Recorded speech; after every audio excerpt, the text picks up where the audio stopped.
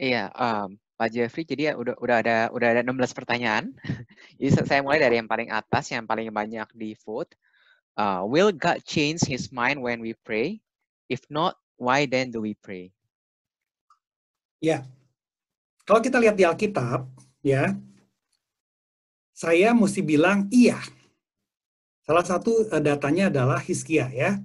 Hizkia itu ditetapkan, nanti baca, cek bagian Alkitabnya, tetapi kisahnya kira-kira seperti Hizkia itu dibilang bahwa kamu akan mati, gitu ya.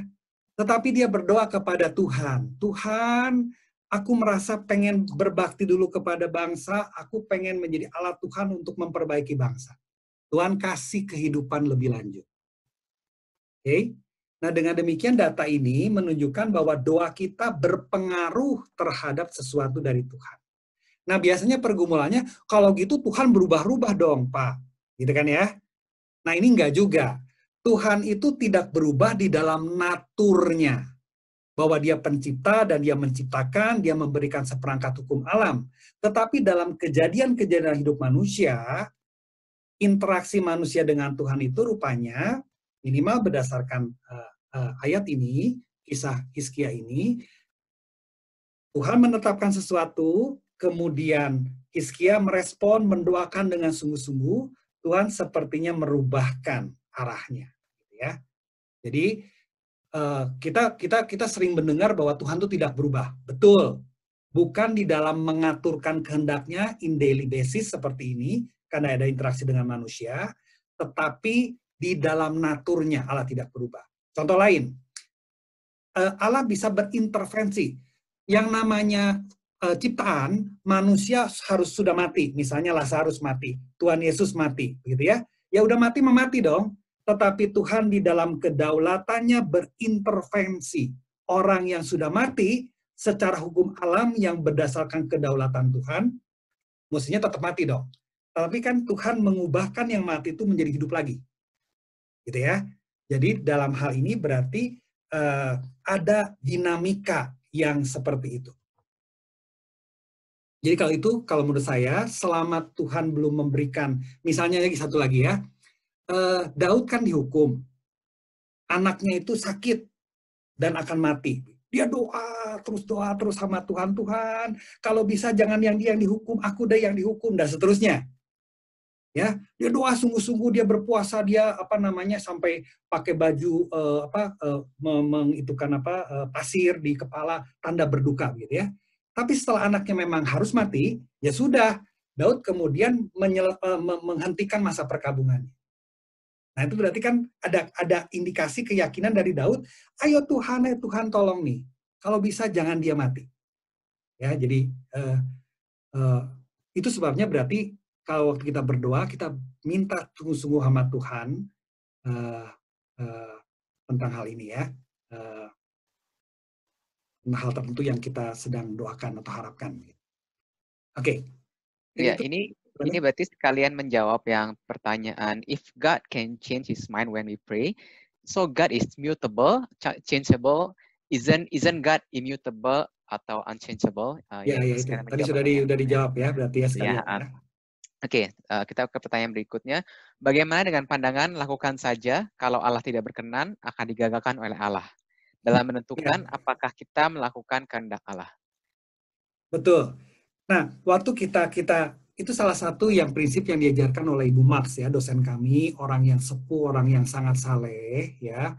Waktu kita sedang bergumul kehendak Tuhan, kadang-kadang Tuhan tuh tidak clear begitu ya, memberikan stepnya, memberikan kehendaknya dengan clear. Misalnya seperti Abraham, gitu ya. Sehingga Abraham tuh meraba-raba, begini ya bukan Tuhan, begini ya bukan Tuhan.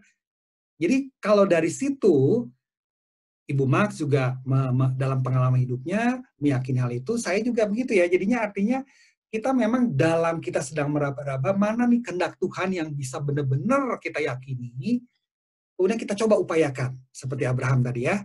Apakah Lot? Bukan. Apakah Eliezer? Bukan. Sarah mengusulkan akhirnya lahir Ismail? Bukan. Nah, kita coba upayakan, bahkan mungkin kadang-kadang kita mengambil keputusan dulu, tetapi kemudian nanti ada kejadian yang kalau kita bergumul, kita yakin dari Tuhan, menutup jalan, membukakan pintu yang lain. Nah, sekali lagi, jangan terlalu cepat ngambil keputusan. Selama masih ada rentang waktu yang kita bisa tunda, kita bisa tunggu, lebih baik tunggu dulu, tunda dulu ngambil keputusan. Jadi misalnya begini ya, A dengan B disuruh ngambil decision, misalnya masing-masing sekarang tanggal 18 ya, akhir Juli ngambil keputusan, gitu ya, A atau B. Kalau kita masih ragu-ragu, ya jangan ngambil keputusan sekarang. Kita masih punya waktu 12 hari.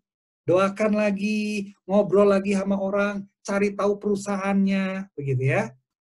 Gumulkan, begitu ya.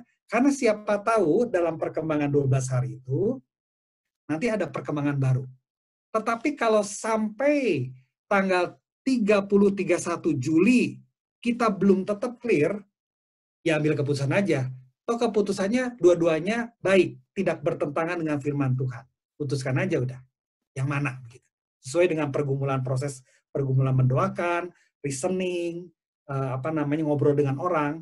Kalau kita lihat, ya sudahlah, walaupun 51% dibanding 49%, toh kita bisa cenderung yang mana? Ya putuskan aja. Itu kira-kira. Ya, tadi untuk yang pertanyaan pertama ada beberapa pertanyaan tambahan. Jadi kita balik dulu ya ke sana dulu sebentar. So we can change God in our prayer. Bukankah kita yang diubah oleh Allah dalam doa? Satu lagi, apakah doa kita jadi mengubah God's sovereign will ataukah hanya seolah-olah mengubah God's sovereign will? Ya, kita tidak mengubah God's sovereign will of God ya, tidak mengubah hal itu begitu ya. Kan kehendak Allah di dalam kehendak itu sesuatu yang sudah sifatnya tetap, apa segala macam, dan sifatnya itu besar. Ingat area of freedom itu ya. Jadi prinsipnya selama tidak bertentangan dengan kedaulatan Allah, kehendak Allah dalam kedaulatannya, dan di dalam moralnya, kita punya area of freedom. Itu sih prinsipnya sebetulnya. Ya, dengan demikian kita ketika berdoa itu tidak sedang mengubah kedaulatan Tuhan. Bukan ya. Tetapi kalau kita lihat data Alkitab tadi, Tuhan itu bisa menolong kita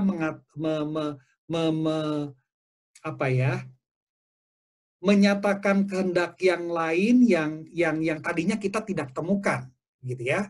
Dalam hal kasus Hizkia, clear bahwa Tuhan ngomong lagi bahwa kamu akan diberi kesempatan.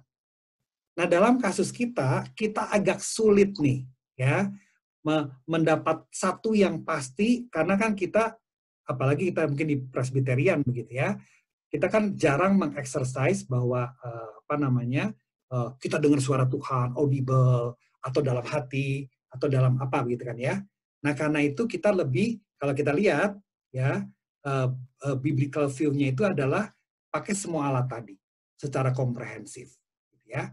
Yang kedua, betul juga bahwa ketika berdoa, ya, kitanya juga mungkin yang berubah. Bisa itu terjadi. Ya, dalam doa, dalam bergumul, kayaknya kita jadinya merasa lebih pilih A atau B, itu jadi lebih certain. Bisa kita yang berubah. Oke, kita ke next-nya. Sebentar ya. How different is the process of knowing God's will and knowing our spouse will? Aren't both the attempt to know our loved one better? How different is the process? Ya, ini comparing kalau kehendak Tuhan sama kehendak pasangan kita. Bukankah itu dua-duanya itu sama untuk mengenal yang kita kasihi? Maksudnya dalam mencari pasangan, ini pertanyaannya, atau dalam menentukan hal tertentu bersama?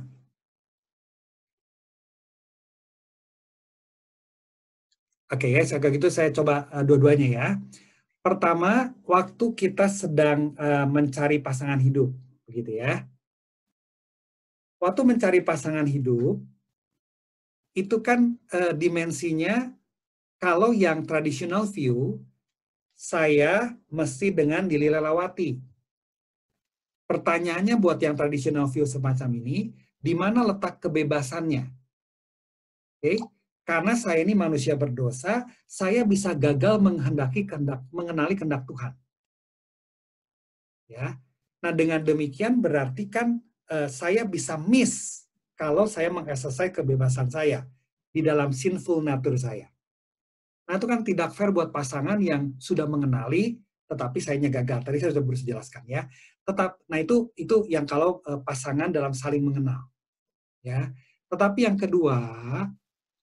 kedua adalah kalau mencoba mengenali sama-sama bergumul ya sebagai pasangan. Yaitu dalam proses yang sama kayak tadi, begitu ya. Masing-masing menggumulkan, masing-masing punya pendapat, kan diskusikan. A atau B, gimana, diskusikan baik-baik, gitu ya. Kalau menurut saya begini nih, ini positifnya, ini negatifnya. Kalau menurut dia, ini positifnya, ini negatifnya. Proses yang sama terjadi, cuman berdua, nggak sendirian. Gitu. Karena kita sebagai spouse, sebagai pasangan, sedang mencari kehendak Tuhan. Mungkin begitu ya, jawaban sementara ini. Oke. Bentar ya, saya lihat dulu bank pertanyaannya. Bagaimana kita tahu bahwa kita masih mengerjakan panggilan Tuhan?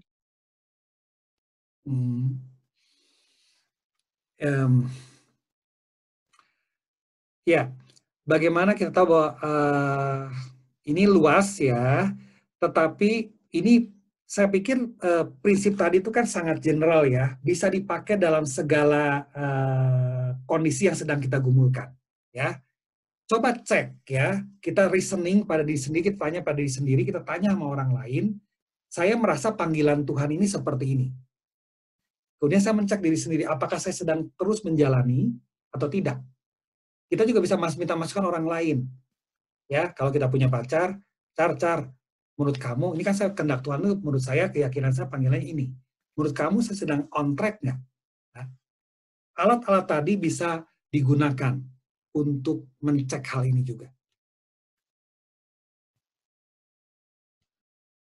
Oke, ya. Berikutnya Berikutnya ini kalau ya. bisa tanya lebih spesifik, mungkin bisa dikasih respon spesifik juga. Ya, bisa tanya, kalau misalnya emang mau tanya lebih spesifik, bisa masukin Slido, atau misalnya kalau mau chat ke host langsung juga nggak apa-apa.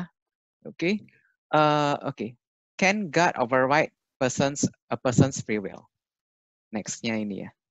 Iya. Ini pertanyaan sulit nih ya, terus terang gitu ya. Pertanyaan sulit. Kalau kita lihat meyakini di dalam kedaulatan Tuhan, maka kelihatannya Tuhan punya kuasa, punya kemampuan untuk melakukan hal itu. Tetapi kalau kita lihat dari orang-orang yang ada dalam Alkitab, ya, Tuhan itu dengan cara yang luar biasa dan kemudian juga alamiah membuat orang-orang itu menjadi mau melakukan. Jadi saya akan menghindari menggunakan kata override person free will, gitu ya. Tetapi cara Tuhan yang indah itu akan menolong orang-orang, termasuk orang-orang yang sulit, untuk kemudian bisa mengenali kehendak Tuhan dan bahkan mentaati kehendak Tuhan.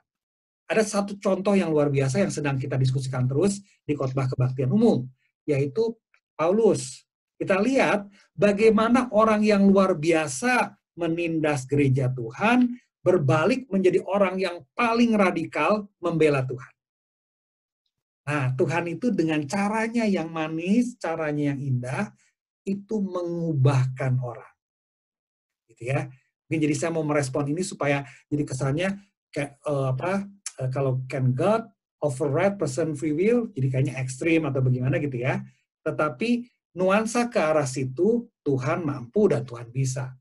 Tetapi rupanya Tuhan tidak meng-override begitu.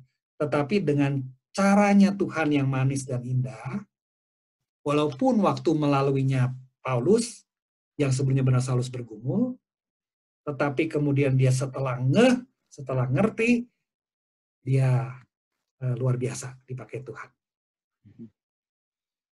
Oke, kita menuju pertanyaan selanjutnya. How do we know God is still actively involved in humans' life? Ya, kalau di Alkitab kita clear begitu ya, jelas lihat begitu ya, sebagai data begitu ya. Kalau kita saya biasanya hati-hati begini ya. Ini kita akan lihat sebagai sesuatu yang subjektif dalam pengertian begini. Misalnya ya, singkat cerita deh ya, Theo itu punya penyakit tumor, gitu ya. Menurut dokter nggak ketolong, umurnya tinggal 6-12 bulan. Padahal umurnya waktu itu baru 8 bulan. Ya, udah kata dokter berarti ini 99% tumor ganas. Mati deh dia. Itu kan kasarnya ya. 99% tumor ganas. Umurnya tinggal 6-12 tahun. Kami itu berdoa, kami itu berpuasa saat itu. Theo sampai sekarang umurnya udah 15, masih hidup. Buat kami pribadi, itu adalah Tuhan involve dalam hidup kami, dalam hidup Theo. Nah, saya cuma berani mengatakan buat kami. Orang meyakini itu tidak, saya nggak berani mengharuskan. Tapi kalau kami harus disuruh beri kesaksian, ya kami meyakini Tuhan bekerja saat itu. Kata dokter, mati kok setengah tahun lagi. Atau 1 tahun lagi. Tapi kan enggak. Ya, bukan tumor ganas ketika dioperasi ternyata, tumor jinak. Gitu ya. Jadi buat kami itu adalah God involved in our life. Tapi saya tidak bisa memaksakan orang lain untuk meyakini seperti saya nggak bisa begitu. Ya, jadi itu sebenarnya saya hati-hati dalam wilayah ini bahwa kalau saya meyakini, tetapi saya tidak bisa paksa orang lain mengatakan bahwa.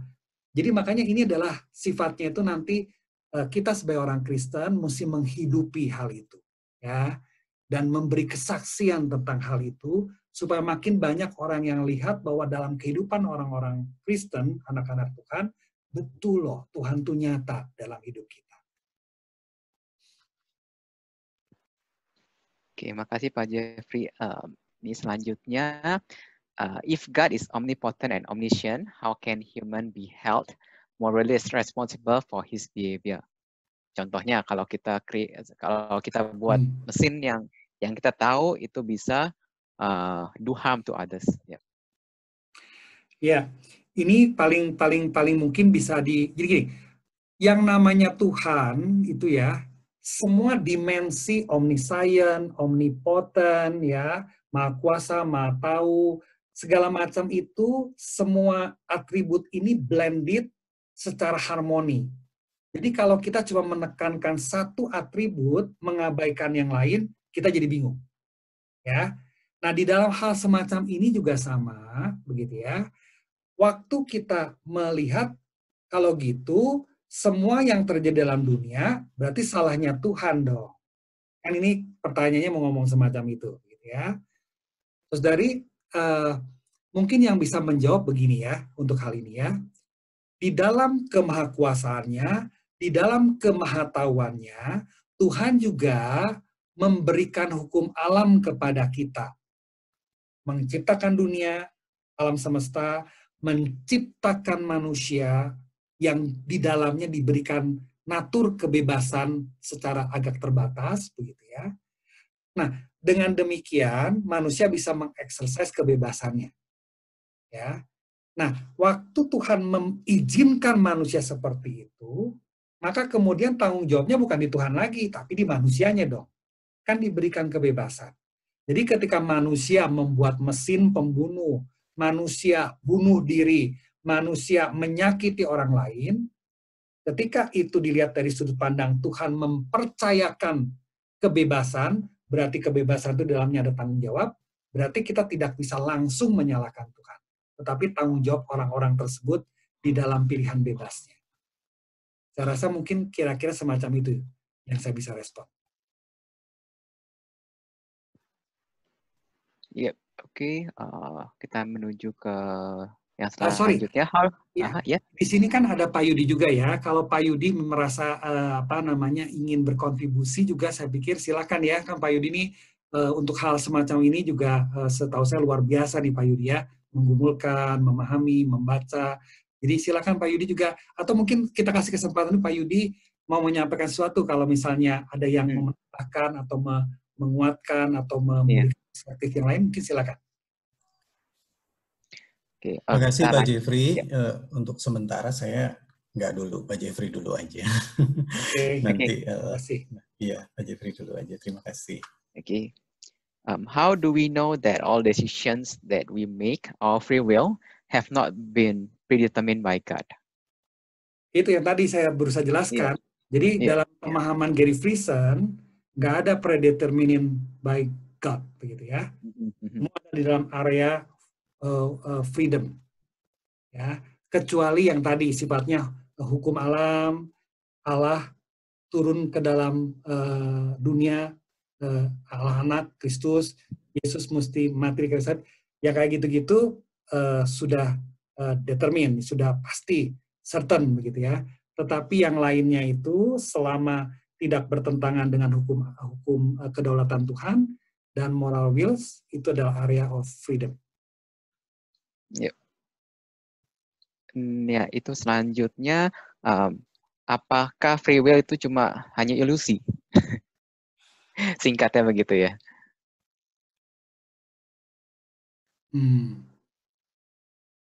Jadi kalau misalnya pemahaman yang naturalistik ya mungkin bisa seperti itu ya. Akan orang ngertinya free will itu kan cuma seperti yang dikalimatkan di dalam layar ini, begitu ya. Tetapi keyakinan saya pribadi berdasarkan Alkitab yang saya baca yang yakin itu dari Tuhan, begitu ya. Manusia itu diciptakan ya, bukan sebagai satu akibat dari kejadian alam begitu. Jadi ada pencipta alam. Nah itu dulu. Itu menjadi dasar untuk kita mengadres apakah kita cuman secara naturalistik functioning atau kita memang ada penyebab dulu yang utama. Diskusinya akan di situ. Nah kalau jawaban gampangnya ya tentu karena seorang Kristen meyakini ada Tuhan. Jadi itu bukan hanya illusion, tetapi Tuhan titipkan sebagai segambar dan serupa Allah. Tetapi saya bisa mengerti kalau teman-teman yang pendekatannya khususnya di luar sana ya, saintis segala macam, pendekatannya naturalistik ya akan mengatakan seperti ini. Ini adalah kompleks functioning ya dari manusia. Gitu. Ya, saya nggak akan terlalu meresponnya karena beda pendekatan awal lah begitu ya.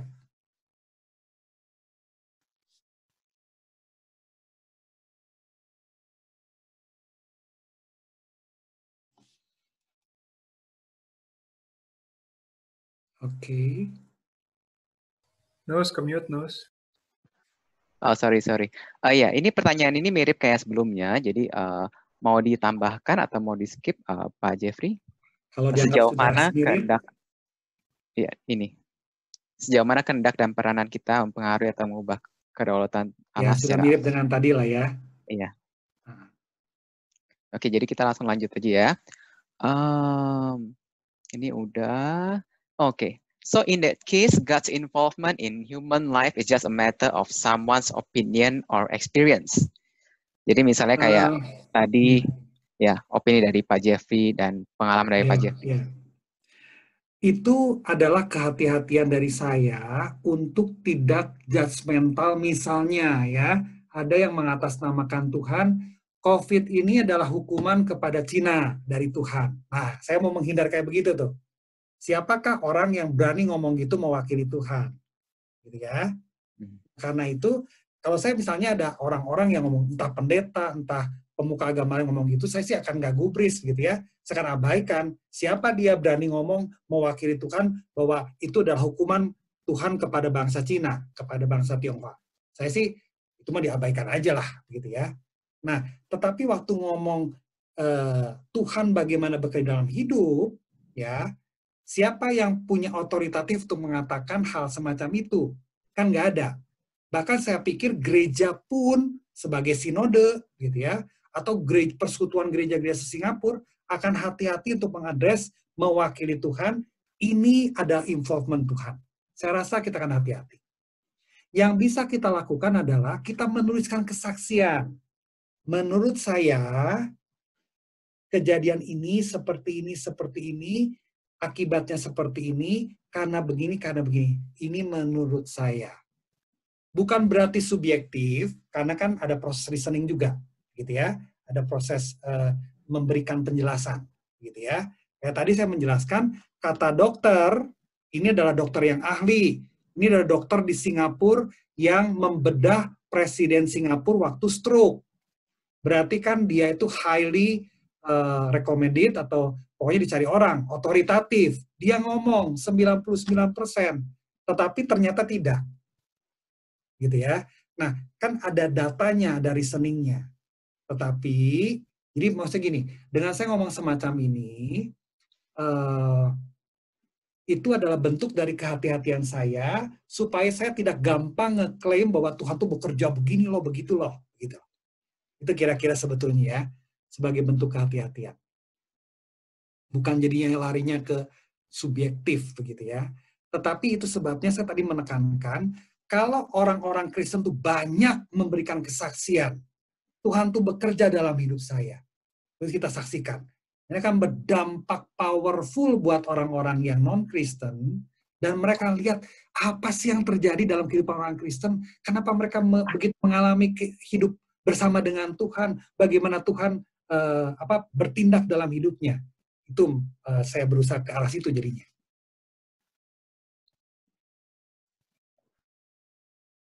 Oke, sebelum pertanyaan berikutnya, mungkin pengurus ntar siap-siap untuk jawab yang apakah slide bakal di-share.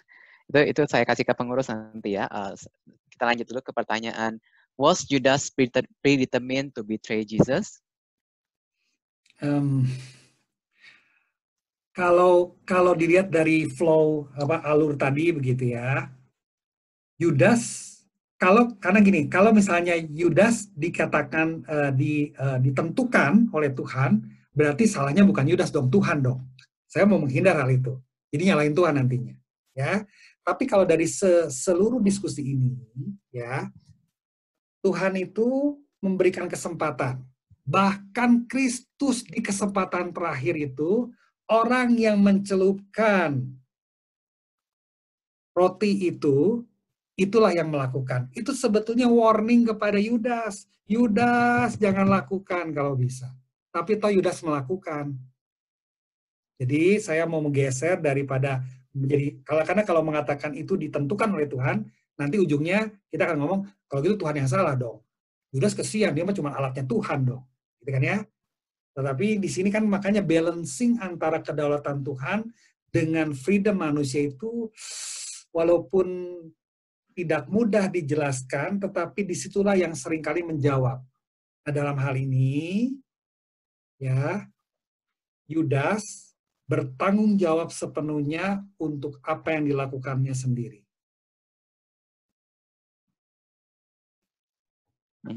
Oke. Yang nextnya, nextnya mau ditambahkan atau ini ya silakan Pak Jeffrey, kira-kira ini hampir sama tapi mau ditambahkan atau mau dijawab lagi ya? Ya, intinya ya kayak saya rasa secara umum ya sudah lah ya, dengan prinsip tadi, artinya Tuhan itu walaupun kadang-kadang berintervensi, misalnya mujizat kan intervensi ya, tetapi ya hukum alam lah yang terjadi. Ya, manusia bagaimana merusak, termasuk saya lupa sudah ingin menyebutkan hal ini. COVID ini kan lebih baik dilihat dari dimensi Tuhan itu izinkan karena hukum natural yang terjadi, hukum alam. Ya, bahwa virus itu bermutasi, manusia itu mengabuse alam dan kurang hati-hati dalam kehidupannya sehingga virus itu bermutasi, jadilah virus COVID, begitu ya. Ketika menjelaskan hal semacam itu, berarti kan kita melihat bahwa ini kembali adalah ulah manusia sebetulnya, ya. Dan dalam hal itu ya berarti Tuhan izinkanlah lewat hukum alamnya, ya, kedaulatan dalam hukum alamnya. Ini adalah proses yang terjadi karena kesalahan manusia, ya, sehingga virus itu bisa demikian bermutasi sampai jadi seperti ini, sulit untuk kita handle. Ya, jadi kira-kira seperti itulah jawabannya ya. Yang terakhir ya berarti ya, Stefanus ya. Sebentar ya. Pertanyaannya ya, saudari, senang bisa berbagi, tetapi sekali lagi saya pasti terbatas dalam menjawab. Saudari bisa tanya lagi lebih lanjut kalau mau, kemudian bisa cari buku-buku yang baik ya. Kalau buku tentang Allah, carilah buku Knowing God, itu J.I. Packer yang hari ini meninggal ya penulisnya, buku yang jadi kita bisa mendapatkan dimensi tentang Allah dengan lebih baik, lebih lengkap gitu ya, atau cari di sumber-sumber yang baik lah ya untuk melengkapi apa yang tadi. Saya rasa saya cuma men-trigger sebagian pemikiran-pemikiran awal untuk kita bisa menggrabs lebih dalam dan lebih kuat. Terima kasih semuanya. Iya, kalau masih ada pertanyaan tambahan, ini bisa dimasukkan juga ke GPBB Apps Ask the Pastor. Kita bisa masukkan di sana juga ya. Oke, jadi untuk sekarang ini dulu pertanyaan Q&A buat Q&A sessionnya. Oke, thank you semuanya. Jadi ditutup dulu Q&A-nya. Kita akan lanjut.